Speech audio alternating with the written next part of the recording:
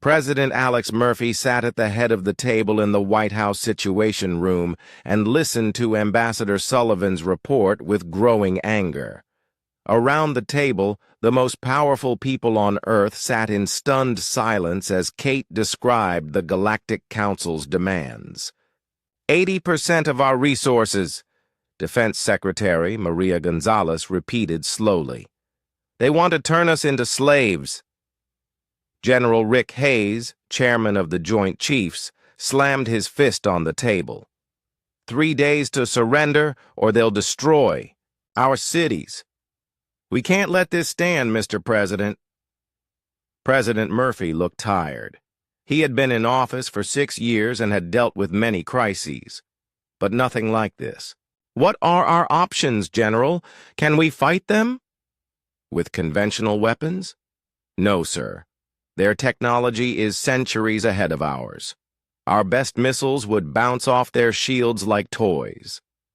The room fell quiet again. Outside the windows, they could see normal people going about their daily lives, completely unaware that in 3 days their world might end. Dr. Elena Vasquez cleared her throat from the far end of the table. She was the head of a research division that most people in the room had never heard of. Mr. President, there may be another option. All eyes turned to the small woman with gray hair and thick glasses. Explain, Doctor. For the past 30 years, my team has been working on something called Project Prometheus. We've been studying alien technology recovered from crashed ships and other incidents. Most people think UFO sightings are nonsense, but some of them were real. General Hayes leaned forward. Are you saying we have alien weapons? Not exactly, Dr. Vasquez replied. But we've learned enough to build our own versions. The technology is different from theirs, but in some ways, it might be better. President Murphy felt a spark of hope. What kind of weapons are we talking about? Dr. Vasquez opened a briefcase and pulled out a small device that looked like a metal cube. This is a quantum disruptor. It can tear apart the molecular bonds that hold matter together. One of these could destroy a battleship. Maria Gonzalez stared at the device. How many do we have? We've been building them in secret facilities around the world for 15 years. We have thousands, along with other weapon systems the aliens have never seen. Why didn't you tell us about this before? President Murphy asked. The project was classified above your security level, sir. Only a few people knew about it. We were preparing for the day when Earth would need to defend itself against an alien threat. General Hayes was studying tactical reports on his tablet. Doctor, their ships are huge and heavily armed. Even with these new weapons, we'd be vastly outnumbered.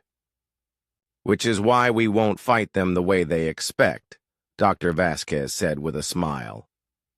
Meanwhile, in the mountains of Colorado, Captain Tony Blake was leading his Special Forces team through a hidden tunnel system. Tony had been a Navy SEAL for 12 years before being recruited for a classified program that most people would never believe existed. His team reached a concealed entrance and emerged into a massive underground facility. The cavern was filled with vehicles and weapons that looked like they belonged in a science fiction movie. Soldiers in advanced armor moved between the equipment preparing for a war that officially did not exist. Beautiful, isn't she? Tony's second-in-command, Sergeant Lisa Park, said as she pointed to a sleek aircraft that seemed to shimmer in the artificial light. How many bases like this do we have? Asked Corporal Mike Chen, the youngest member of the team. More than the aliens know about, Tony replied. The brass has been preparing for this day for decades. The first alien ships had begun arriving in Earth's atmosphere that morning. They were smaller vessels, carrying what the aliens called observers, but what everyone knew were occupation forces. The ships landed near major cities around the world, and alien soldiers immediately began setting up command posts. In New York, The Zephyrian commander Kryloth stepped out of his landing craft and looked around at the primitive city with disgust. The buildings were tiny compared to the structures on his home world, and the air smelled of pollution and organic waste. "Establish a perimeter," he ordered his troops. "Begin scanning for natural resources and suitable locations for mining operations." Kryloth had done this dozens of times on other worlds. The pattern was always the same. The local population would resist for a few days or weeks, then accept their fate when they realized how hopeless their situation was. Primitive species never learned that fighting the Council was useless. What Kryloth did not know was that Captain Tony Blake's team was already watching from concealed positions throughout the city.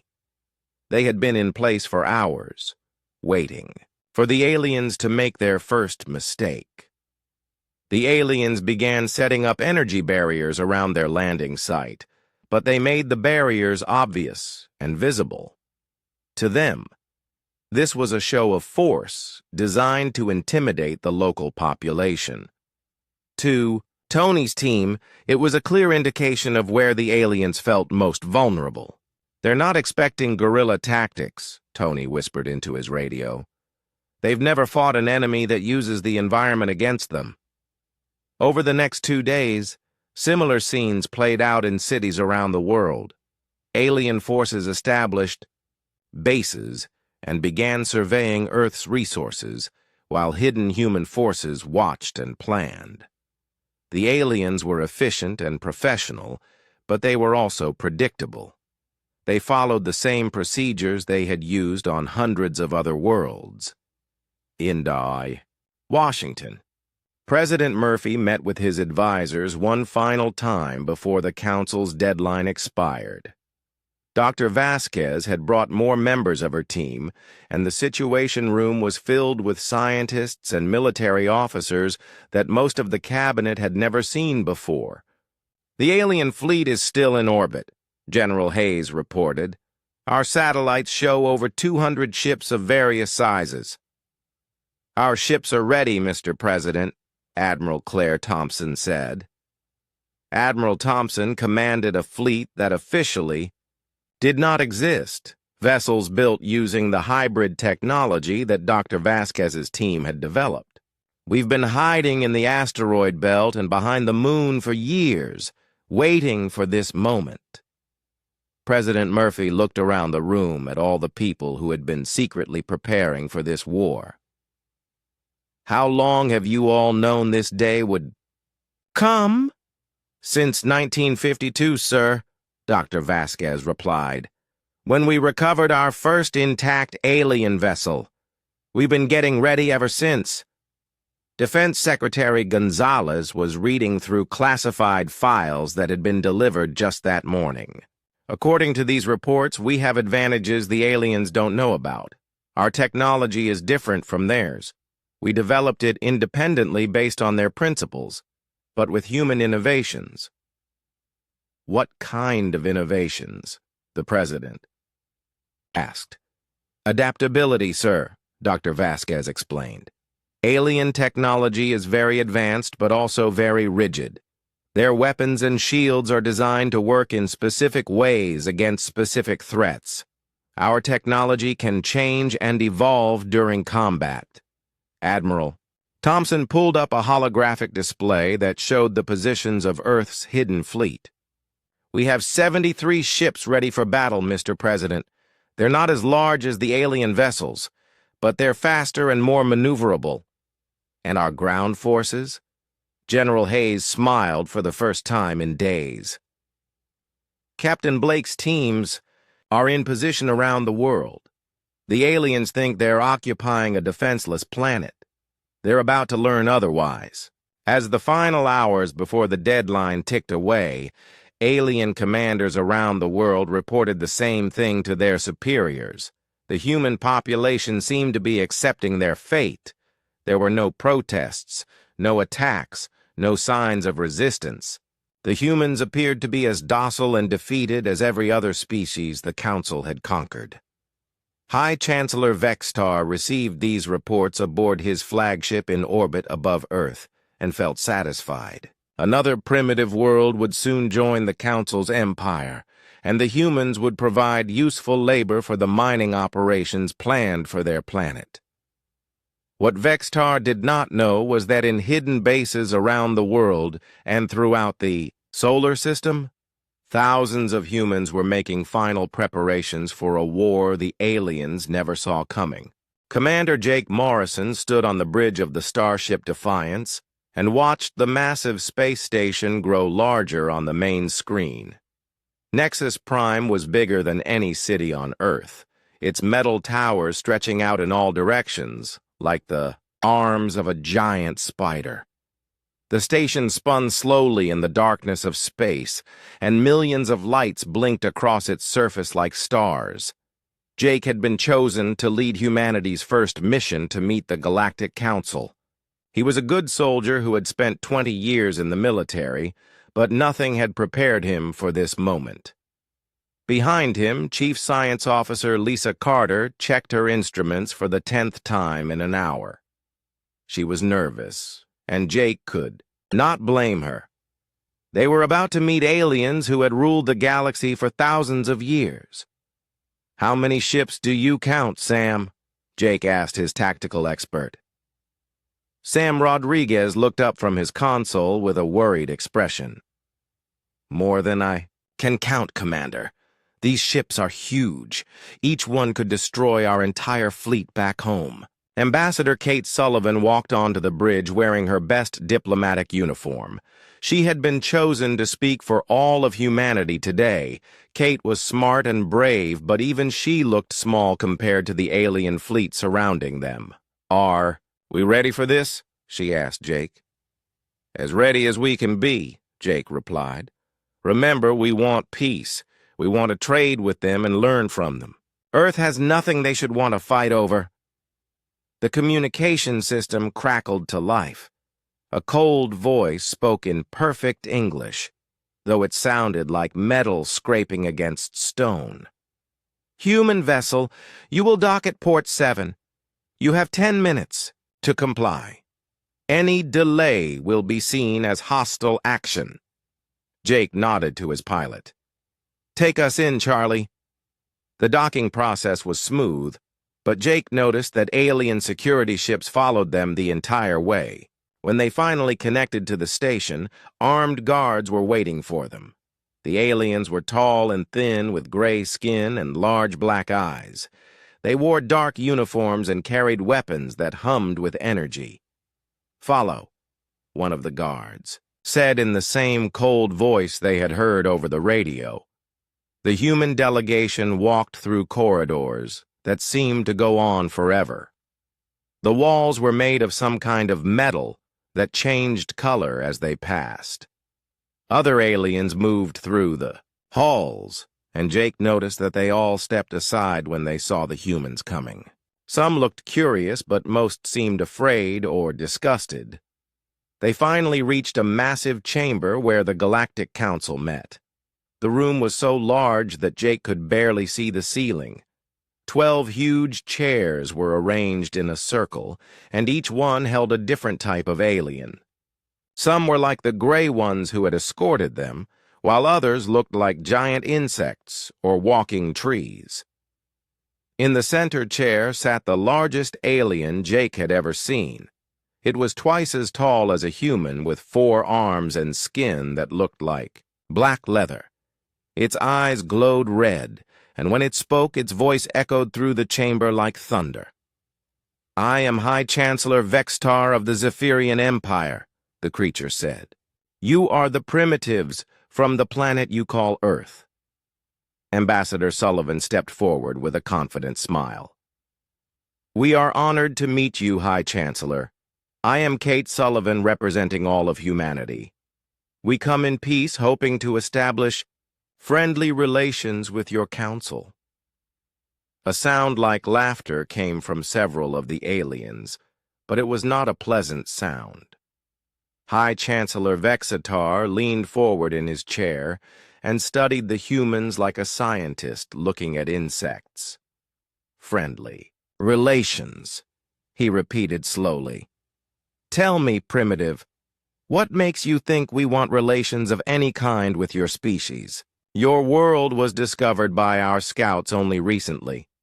Your technology is thousands of years behind ours.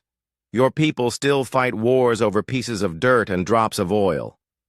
Kate's smile faded, but she kept her voice steady. While we may not be as advanced as your people, we have much to offer. Earth has unique resources, and humans are quick learners. We could contribute to your civilization in many ways. Contribute? Another alien spoke up. This one looked like a giant spider with too many eyes. The only contribution your species can make is labor. Your planet will provide workers for our mining operations and soldiers for our armies. Jake felt his hands clench into fists, but he forced himself to stay calm.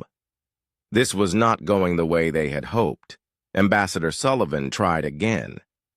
Surely we can reach some kind of agreement that benefits both our peoples. Humans value freedom and independence. We would be happy to trade with you and share knowledge, but we cannot accept being treated as slaves. The chamber erupted in what Jake realized was alien laughter. High Chancellor Vextar raised one of his 4 hands and the noise stopped immediately. You speak of freedom as if you have a choice in this matter, the High Chancellor said. Your planet has been claimed by the Galactic Council. Your species will serve us whether you agree or not. We are giving you this opportunity to surrender peacefully. But make no mistake, you will surrender. Kate took a deep breath.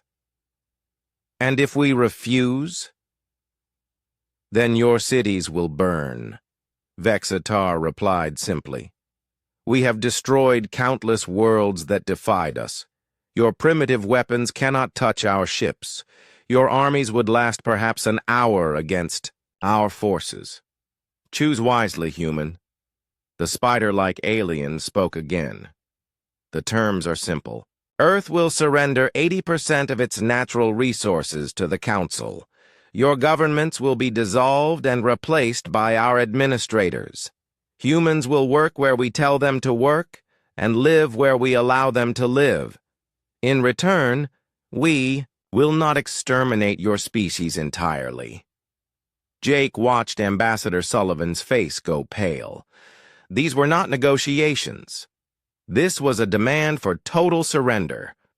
We need time to consider your offer, Kate said carefully. You have 3 of your Earth days, High Chancellor Vexatar declared. Return to your ship and send word to your leaders.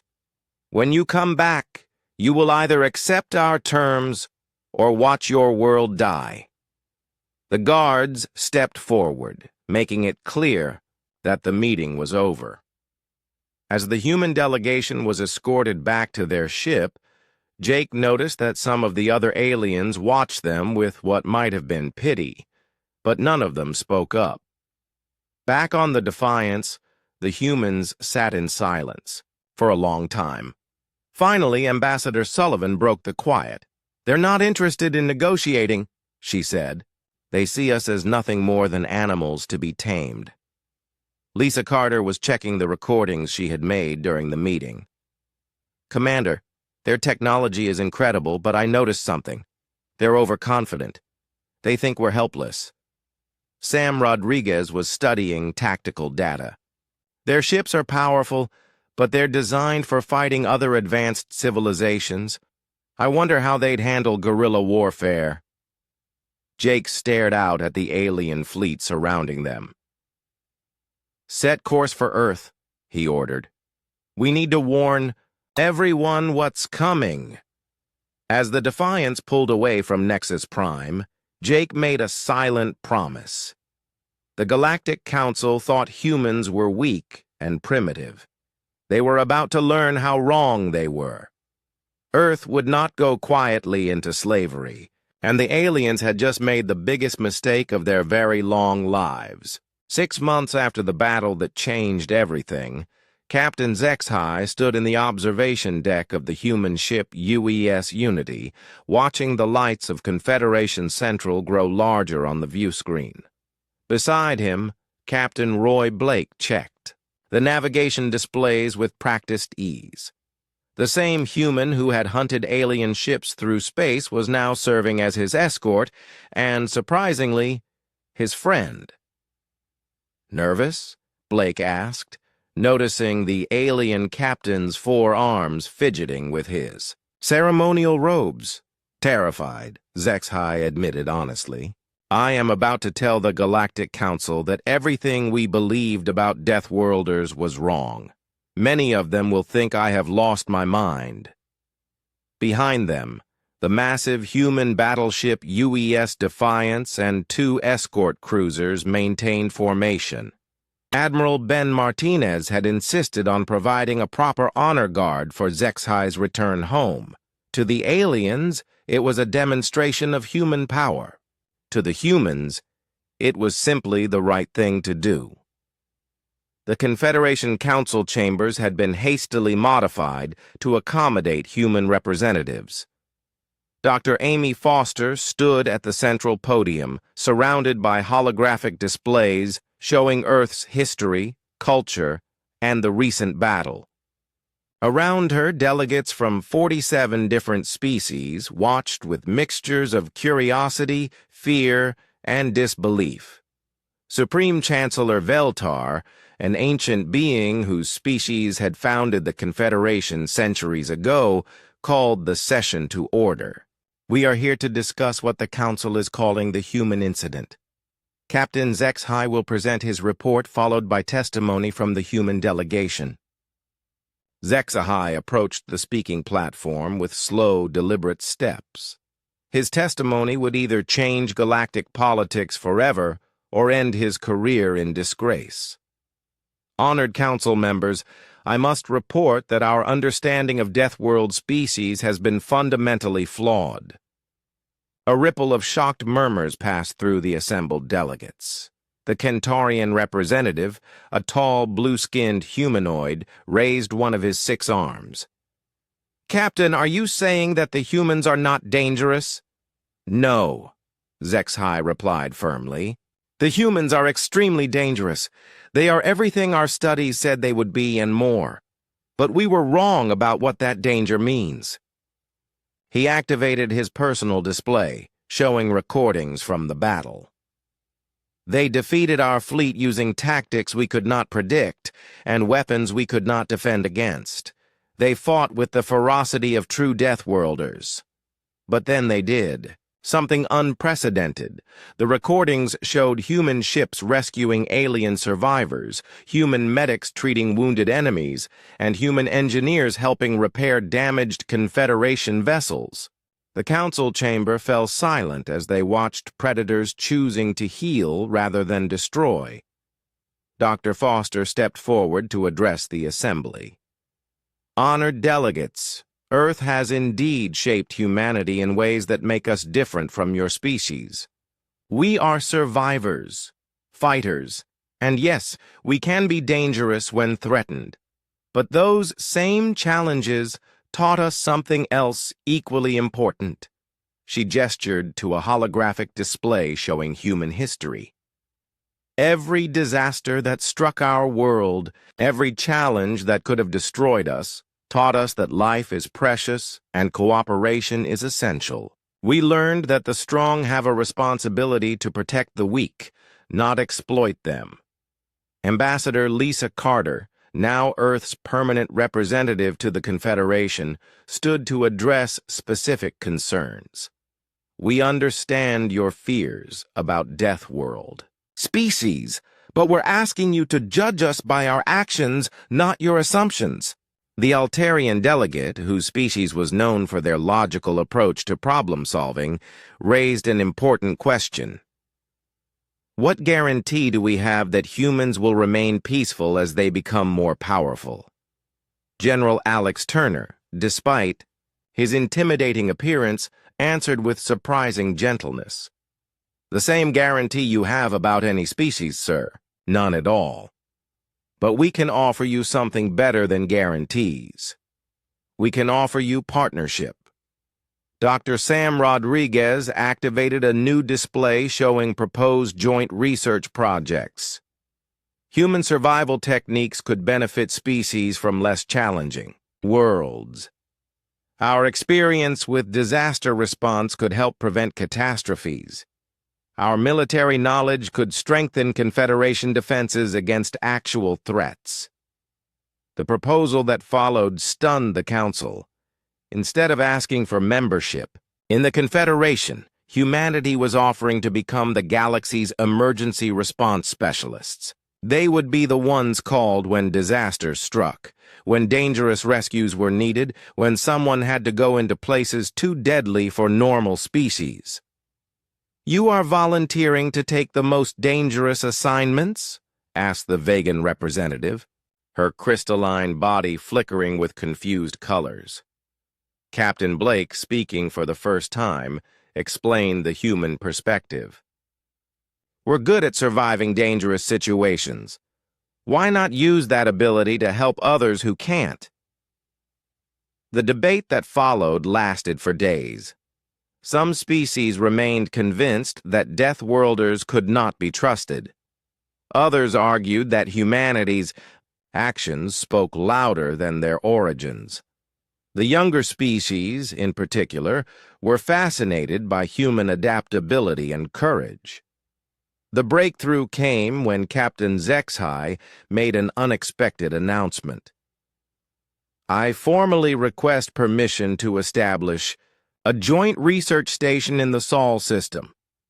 I want to study human civilization firsthand and learn from their survival techniques." Supreme Chancellor Veltar looked surprised. "You want to live among the Deathworlders voluntarily?" "I want to understand them," HFY replied. "These beings saved my life and the lives of my crew after we tried to destroy their world. I need to learn how such compassion can coexist with such capability." Dr. Foster smiled at the alien captain. "You would be welcome to visit Earth, Captain. Though I should warn you, our gravity might be uncomfortable for extended stays." "I am willing to adapt," HFY said.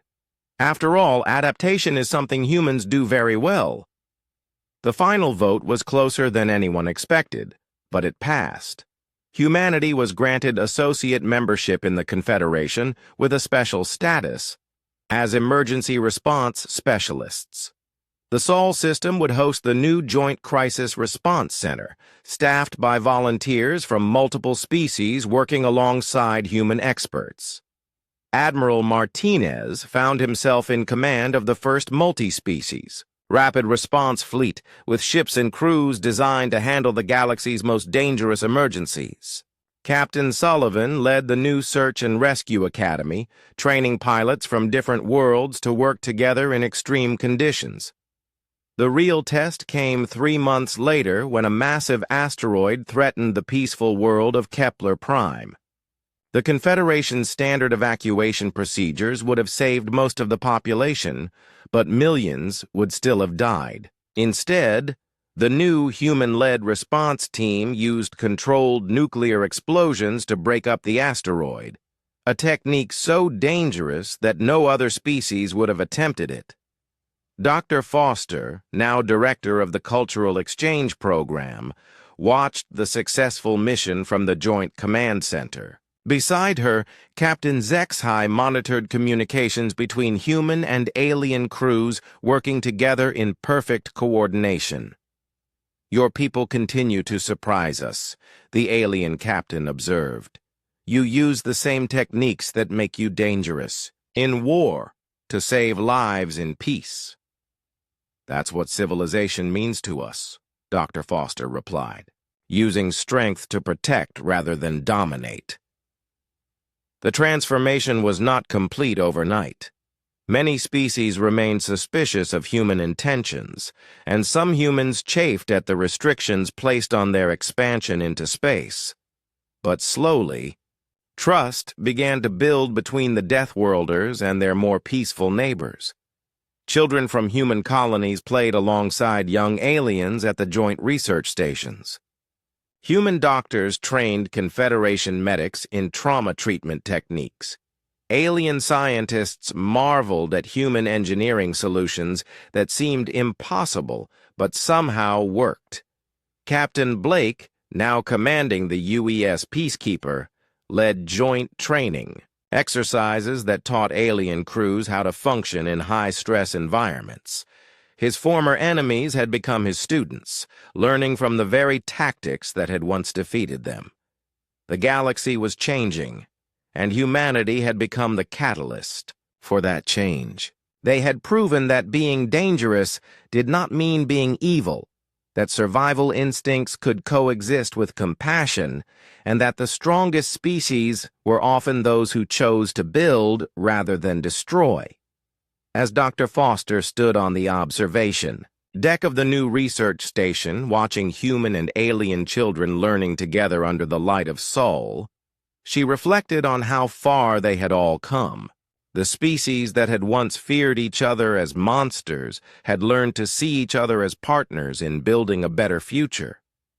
The Deathworlders had become something the galaxy had never expected, protectors of the peace they had once seemed destined to shatter.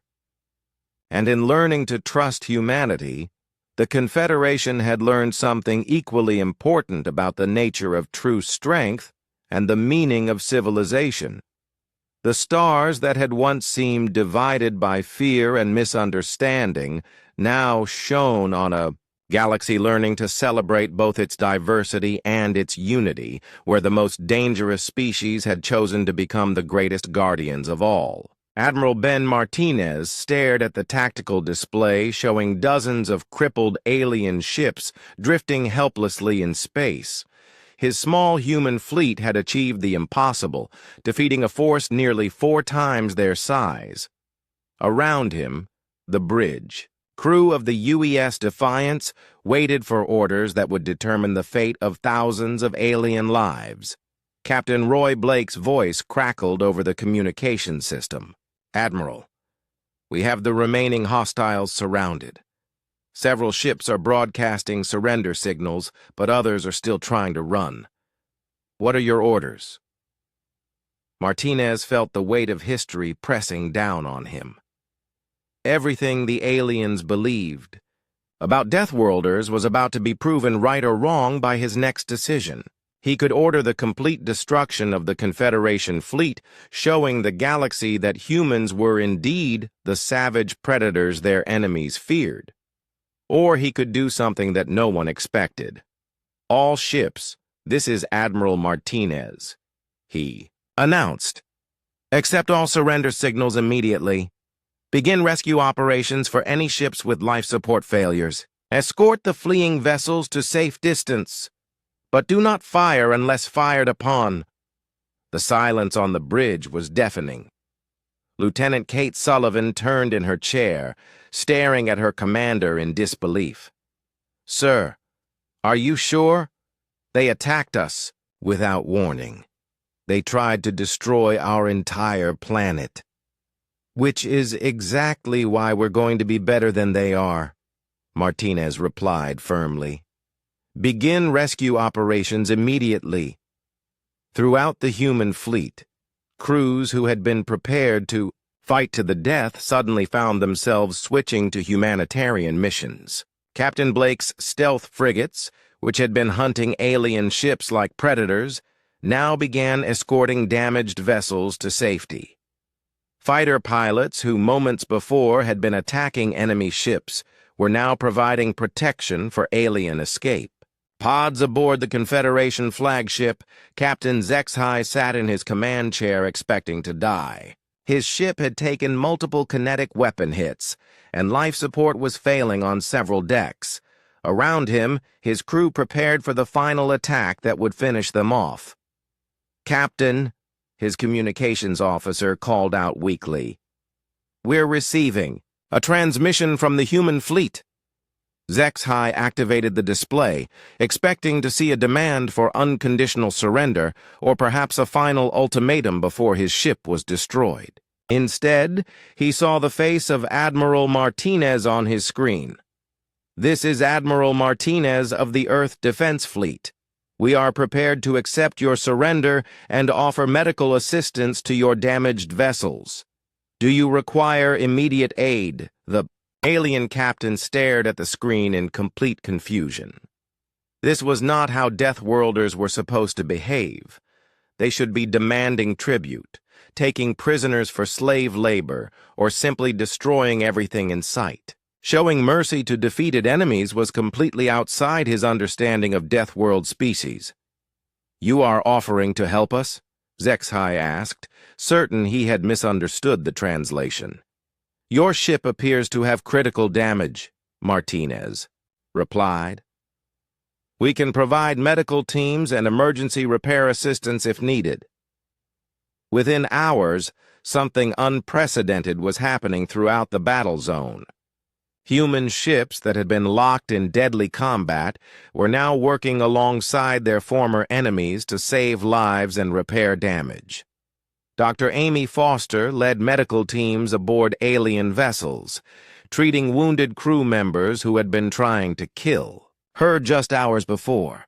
The cultural shock was overwhelming for the Confederation survivors. They watched in amazement as human soldiers carried injured aliens to safety, shared their emergency food supplies with stranded enemy crews, and worked side by side with alien engineers to repair critical systems. Captain Kate Sullivan found herself aboard a damaged Confederation cruiser helping evacuate the crew to safety. The alien captain, a tall insectoid being, approached her with obvious confusion. "Why are you helping us?" he asked through the translation device. "We came here to destroy your world." Sullivan paused in her work, looking at the alien officer. "Because you're hurt and we can help. That's what people do." "But we are your enemies," the alien persisted. "Your species should want revenge for our attack." "Maybe," Sullivan admitted. "But right now you're not attacking anyone. You're just someone who needs help." The simple humanity of her response was more shocking to the alien than any display of superior firepower could have been. Everything the Confederation believed about Deathworlders was being challenged by these acts of compassion from the very beings they had tried to exterminate.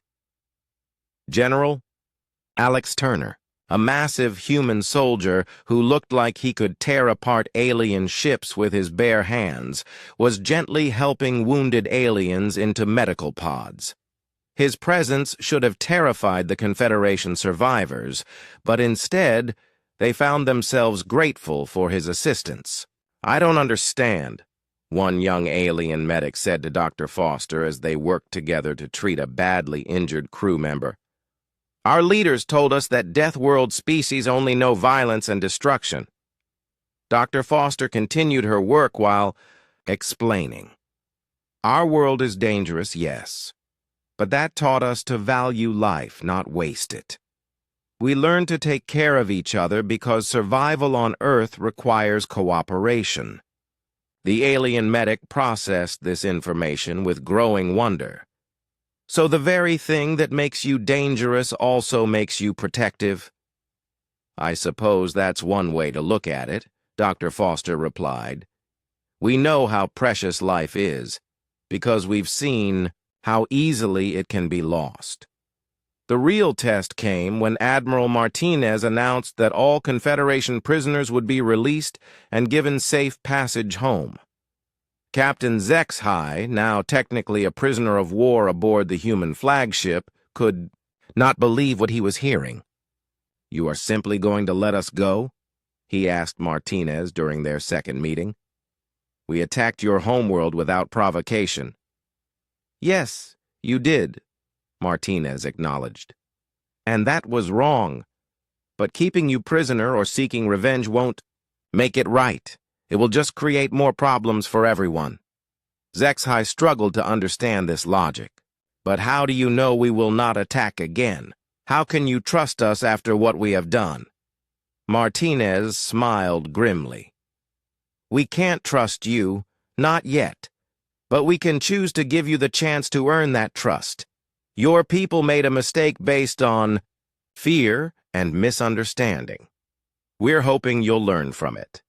Dr. Sam Rodriguez, who had been studying the alien technology, made an offer that stunned the Confederation representatives.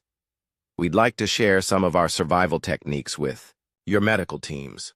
Species from peaceful worlds might benefit from human knowledge about treating trauma injuries and surviving in hostile environments.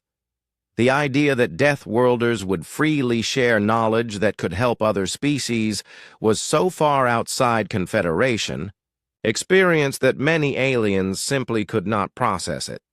They had expected conquest, slavery, or death. Instead, they were being offered friendship and assistance. As the rescued alien crews prepared to return home, Captain Zexhai found himself in an impossible position. He had to report to his superiors that the savage Deathworlders had not only defeated the Confederation fleet, but had then saved the lives of their enemies and offered to share beneficial knowledge freely. "How do I explain this?" he asked Dr. Foster during their final conversation. "My people will not believe that Deathworlders can be merciful." "Maybe that's the real problem," she suggested. "Maybe your people have been so focused on avoiding danger that they forgot dangerous doesn't always mean evil." The alien captain considered her words carefully. "You are saying that our fear blinded us to other possibilities?" "I'm saying that survival and compassion aren't opposites," Dr. Foster replied. "Sometimes the strongest species are the ones who choose to protect others instead of destroying them." As the Confederation ships prepared to depart, escorted by human vessels to ensure their safe passage, both sides knew that everything had changed. The humans had proven they were indeed dangerous Deathworlders, but they had also proven they were something the galaxy had never seen before. They were predators who chose to protect rather than destroy, survivors who valued life above conquest, and warriors who understood that true strength sometimes meant choosing mercy over vengeance. The news of this unprecedented encounter would soon spread throughout the galaxy, forcing every species to reconsider what they thought they knew about the nature of Deathworlders and the meaning of civilization itself. Admiral Kethmar stood on the bridge of his flagship, watching the small blue planet grow larger on his screens. Around him, officers from 12 different species worked at their stations, all sharing the same grim determination. The decision had been made at the highest levels of the Confederation government. The humans were too dangerous to be allowed into space. "All ships report ready for combat," announced his tactical officer, a crystalline being whose body glowed red when stressed. "We have 47 vessels in attack formation." Kethmar nodded sadly. In his long career, he had never needed to destroy an entire species, but the evidence was clear. Humans were Deathworlders who had fought wars among themselves. They could not be trusted to remain peaceful once they gained access to space travel and advanced weapons. "Begin the attack," he ordered. "Target their military installations first. Make it quick and clean." The Confederation fleet moved forward with practiced precision. Their energy weapons had ended conflicts across the galaxy for centuries. No species had ever been able to resist them for long. The Admiral expected the humans to surrender quickly once they realized how outmatched they were. Down on Earth, Admiral Ben Martinez was having the worst day of his military career. The hastily assembled defense fleet consisted of 12 ships that had been built for exploring space, not fighting wars. His flagship, the UES Defiance, was the largest and most powerful vessel humanity had ever constructed, but it seemed like a toy compared to the approaching alien armada. "Sir, we're detecting massive energy spikes from the alien ships," reported his communications officer, Lieutenant Kate Sullivan. They're preparing to fire. Admiral Martinez opened a channel to all human ships. This is Admiral Martinez to all vessels. We didn't want this fight, but we're not going to run away from it either. Show these aliens what humans can do when they're pushed too hard. The first alien energy beams lanced down toward Earth's surface, targeting military bases and space launch facilities. But the humans had learned something important from studying the alien technology during their brief peaceful contact. The Confederation weapons were designed to penetrate standard defensive shields, but they had trouble with rapidly moving targets. Captain Roy Blake commanded 3 experimental stealth frigates that had been designed for deep space exploration. His ships were small and fast, built to avoid detection while studying dangerous cosmic phenomena. Now he used those same capabilities to confuse the alien sensors. All ships begin evasive pattern 7, Blake ordered. Make them work for every shot. The human ships moved in ways that defied Confederation tactical knowledge. They used Earth's gravity well to slingshot around the planet, gaining speed while staying hidden behind the bulk of their world. They fired their engines in short, random bursts that made it impossible to predict their movements. Lieutenant Commander Kate Sullivan led the fighter squadrons in an attack that shocked the alien fleet. Her pilots flew their small craft directly at the massive Confederation ships, diving through defensive fire that should have destroyed them instantly. But humans had evolved in the crushing gravity of a deathworld, and they could handle acceleration, forces that would kill most other species. "These pilots are insane," one alien officer reported to Admiral Kethmar. "They're flying maneuvers that should liquefy their internal organs." The Admiral watched in growing alarm as human fighters swarmed around his largest ships like angry insects. Their weapons were primitive kinetic projectiles, basically chunks of metal fired at high speed, but they were having a devastating effect on Confederation hulls that were designed to deflect energy weapons. Back on Earth, Chief Engineer Dan Cooper was working frantically in the control room of the planet's deep space communication array. "If we can modify the transmitter array, we might be able to disrupt their communications," he told Dr. Amy Foster, who was helping with the technical details. "Can it work?" she asked, running calculations on her tablet. "It's crazy enough that—" "It might," Dan replied. "Their ships are designed for peaceful exploration. They probably never expected anyone to use a radio telescope as a weapon." The improvised weapon worked better than anyone had hoped. When Dan activated the modified array, a focused beam of electromagnetic energy swept across the alien fleet, jamming their communications and disrupting their sensor systems. Suddenly, the perfectly coordinated Confederation attack became a confused mess of individual ships trying to fight without proper information. Dr. Sam Rodriguez, working with a team of physicists, had been studying the alien ship designs during their brief peaceful contact. "Their shields are optimized for energy weapons," he reported to Admiral Martinez. "They're not expecting kinetic attacks." This information changed everything. Human weapons might be primitive compared to alien energy beams, but they were exactly the wrong type for Confederation defenses to handle effectively. Every railgun shot and missile strike did more damage than expected. Captain Blake's stealth frigates struck like ghosts, appearing from nowhere to deliver devastating attacks before vanishing again. His crews had trained for years to operate in the dangerous environment around black holes and neutron stars. Fighting in normal space felt almost easy by comparison. "Target their weapon arrays," Blake ordered. "We don't need to destroy them. Just stop them from shooting back." The tide of battle began to turn as human tactics proved more effective than anyone had imagined. The aliens had superior technology, but they fought like explorers and scientists. The humans fought like survivors who had spent their entire evolutionary history learning to overcome impossible odds. Admiral Kethmar realized with growing horror that his fleet was losing.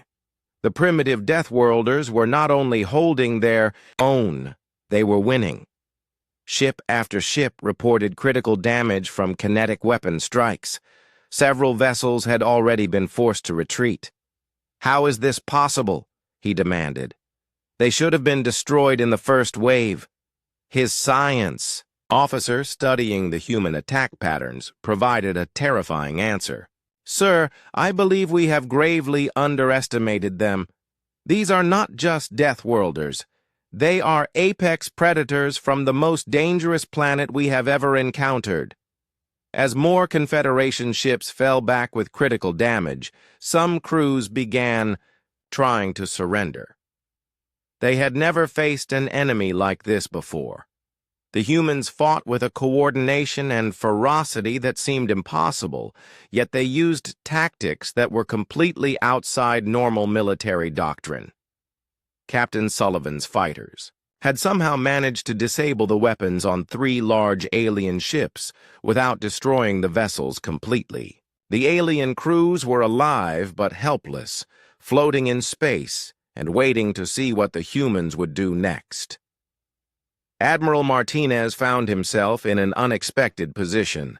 His small fleet had defeated a much larger alien force, but now he had to decide what to do with his victory. The original plan had been simple survival, but the humans had proven capable of much more than that. "Sir, we're receiving surrender signals from multiple alien vessels," reported his communications officer. "What are your orders?" Admiral Martinez looked at the tactical display, showing dozens of damaged alien ships scattered across local space. Some were trying to flee, others were broadcasting surrender messages, and a few were still fighting desperately. The humans had won a battle they never wanted to fight, against an enemy who had attacked them without warning.